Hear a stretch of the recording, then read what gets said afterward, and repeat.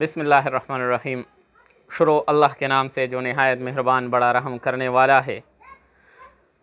आते हैं जी आज ज़रा एनएमडीकेट की तरफ, क्योंकि अभी एनएमडीकेट टेस्ट आने वाला है, तो कोशिश करेंगे ज़्यादातर वीडियो हम एनएमडीकेट के बारे में बनाएंगे। ज़्यादातर लेक्चर यही से डिस्कस करेंगे अकॉर्डिंग टू न्यू सलेबस, यानी एनएमडीकेट को हम ज़रा स्टडी करेंगे फॉर फिज़िक्स। एनएमडीकेट फिज़िक्स यहाँ हमारा काम होगा। लेकिन पहले ज़रा एनएमडीकेट का आइडिया क्लियर करता चलूँ। एनएमडीकेट में हमारे पास 4 सब्जेक्ट होंगे। एक होगा बायो, एक होगा फिज़िक्स, एक होगा केमिस्ट्री, एक होगी हमारे पास इंग्लिश, और एक नया पोर्शन इस मरतबा इन्होंने इंक्लूड किया है, और वो है एनालिटिकल रीजनिंग। एनालिटिकल रीजनिंग हमारे पास इसके होंगे 68 MCQs, इसके और इसके 56 MCQs होंगे। यहाँ 20 होंगे और यहाँ 10, तो ये सारे बन जाते हैं हमारे पास 210 MCQs।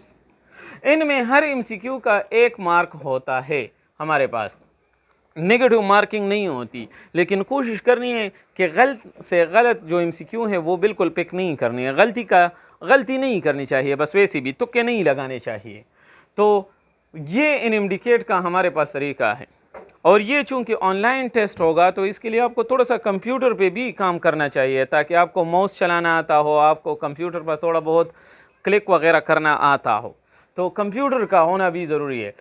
ये बाकी सब्जेक्ट तो आपको हर एकेडमी में मिलेंगे, लेकिन एनालिटिकल रीजनिंग के लिए एनएमडीकेट ने अपने कुछ वीडियोस शेयर किए हैं, और वो वीडियोस जो हैं हमारे पास, बस वो इन रीजन्स को क्या करते हैं, क्लेरिफाई करते हैं। तो हमारे पास क्या होगा ये, तो लिहाजा हमारा कोर्स है फिज़िक्स का, और फिज़िक्स का जो एनएमडीकेट ने अपना सलेबस बनाया हुआ है, उसमें जो यूनिट नंबर 1 है हमारे पास, वो है फोर्स एंड मोशन। यूनिट 1 है force and motion. Lengthy portion ये बनाया हुआ है, लेकिन बहुत ज़्यादा इंपॉर्टेंट है एमसीक्यूज पॉइंट ऑफ व्यू से। यहाँ हमारे पास क्या है, इस यूनिट में पहला जो टॉपिक उन्होंने डिस्कस किया है वो है डिस्प्लेसमेंट। लेकिन इसका मतलब सिर्फ ये नहीं कि आप जो बस डिस्प्लेसमेंट के साथ जो 3-4 पॉइंट्स है बस वही नोट कर लो और बात ख़त्म। नहीं, आपने डिस्प्लेसमेंट के मुतालिक सारे के सारे पॉइंट्स को क्लियर करना है। अगर आप डिस्प्लेसमेंट की डिफिनीशन की तरफ आते हो, पहले मैं पॉइंट्स डिक्लेयर करूंगा, फिर उसके बाद कुछ एमसीक्यूज डिस्कस करूंगा। हाँ, अलबत्ता इनके सारे एमसीक्यूज मेरे पास जो है वो हार्ड कॉपी में भी मौजूद है, जो फोटोस्टेट के लिए अवेलेबल है। इंशाल्लाह डिस्क्रिप्शन में मेरा फ़ोन नंबर लिखा होगा, फिर आप उन पर कॉन्टेक्ट कर सकते हैं। तो हमारे पास क्या है जी, डिस्प्लेसमेंट। पहली पॉइंट ये है कि this is the shortest distance between 2 points. 2 points के दरमियान जो शॉर्टेस्ट डिस्टेंस होता है, that is called displacement. Displacement जो है ये एक डायरेक्टेड क्वांटिटी है, तो it is a vector quantity. Symbol के लिहाज से अगर हम डिस्प्लेसमेंट की बात करेंगे, तो सिंबल इसका हमारे पास एस होगा या डी होगा, over arrow, S R D over arrow होगा। यूनिट चूंकि ये हमारे पास डिस्टेंस है, लेंथ है, तो यूनिट इसका मीटर ही होगा, मीटर हमारे पास। फिर यहाँ अगर हम डिस्प्लेसमेंट को मज़ीद डिस्कस करते हैं, तो जब भी एक बॉडी स्ट्रेट पाथ पे मूव करेगा, when a body move on a straight path, तो स्ट्रेट पाथ पर जब एक बॉडी मूव करेगा तो उसका डिस्टेंस और डिस्प्लेसमेंट फिर हमेशा बराबर होंगे। फिर हमारे पास अगर एक बॉडी क्लोज पाथ पे मूव करेगा, ऑन अ क्लोज पाथ, तो क्लोज पाथ पे हमारे पास डिस्टेंस हमेशा नॉन ज़ीरो होगा और डिस्प्लेसमेंट हमेशा ज़ीरो होगा। क्लोज पाथ का मतलब ये है कि जिस पॉइंट से आप रवाना हो जाओ और वापस उसी पॉइंट पे आ जाओ, तो that is called close path. तो क्लोज पाथ के लिए डिस्प्लेसमेंट 0 रहेगा। सिमिलरली हमारे पास अगर 2 पॉइंट्स के दरमियान हम बात करें, बिटवीन 2 पॉइंट्स, तो 2 पॉइंट्स के दरमियान जो है हमारे पास यहाँ पर only 1 displacement is possible. Between 2 points only 1 displacement is possible, सिर्फ एक डिस्प्लेसमेंट होगा। लेकिन 2 पॉइंट्स के दरमियान डिस्टेंस कितने होंगे, तो ये भी डिस्टेंस, ये भी डिस्टेंस, ये भी डिस्टेंस, ये भी डिस्टेंस, ये भी डिस्टेंस, तो हमारे पास इनफाइनाइट डिस्टेंस मौजूद होंगे, infinite distance. So between 2 points, how many displacement are possible? So the only one displacement is possible. How many distance are possible? So there are about infinite distances are possible. Again keep in mind कि हमारे पास ये जो distance है, distance, it is always greater than or equal to displacement.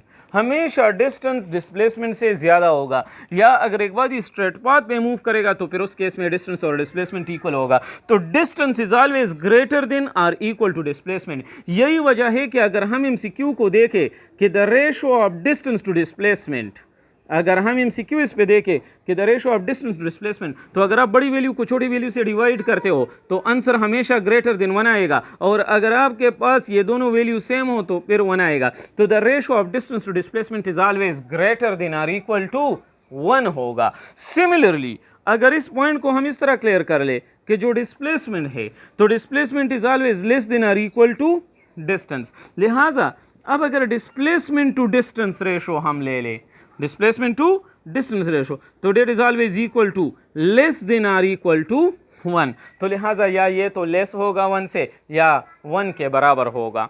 These are some related MCQs with it.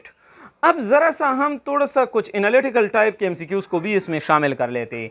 Suppose कर लो हमारे पास एक MCQ है, कहते हैं कि if a body moves, अगर एक बॉडी है और वो क्या कर लेता है, मूव्स कर लेता है 10 किलोमीटर ड्यू साउथ, वो 10 किलोमीटर चला जाता है कहाँ, साउथ की तरफ, एंड देन हमारे पास 20 किलोमीटर ड्यू ईस्ट, और फिर 20 किलोमीटर चला जाता है ईस्ट की तरफ. देन अच्छा, तो अब इन एमसीक्यू के बेस पर अगर हम डिस्प्लेसमेंट के लिए जरा सा एनालिटिकल रीजनिंग क्वेश्चन को थोड़ा सा स्टडी कर ले. सपोज कर लो कि एमसीक्यू है, if a body moves 10 kilometre due east and then 20 kilometre due south, then the resultant displacement between initial and final point will B.